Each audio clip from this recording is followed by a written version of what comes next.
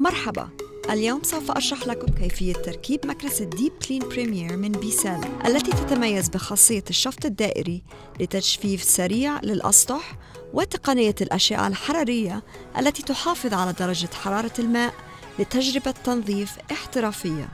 إذن دعونا نفتح الكرتون لنتعرف على جميع المحتويات.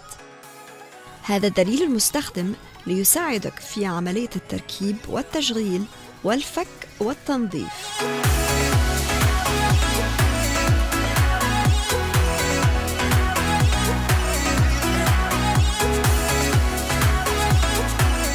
إذن كما ترون هذه جميع محتويات العبوة، والآن دعونا نتعرف على كل قطعة ونركب مكنسة ديب كلين بريمير سوياً.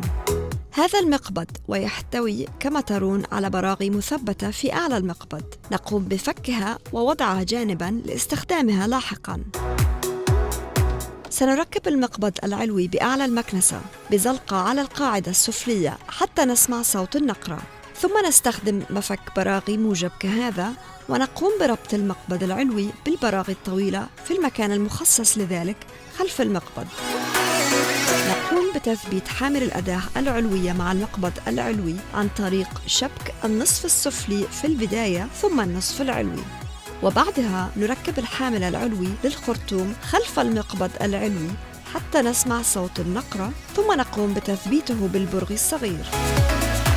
نلف الخرطوم حول الحامل العلوي والحامل السفلي ونقوم بتثبيت طرفه في المكان المخصص لذلك حتى نسمع صوت النقرة. وبالمثل نلف طرفي الحامل العلوي والسفلي هكذا للخارج، وبعدها نلف السلك الكهربائي حولهم.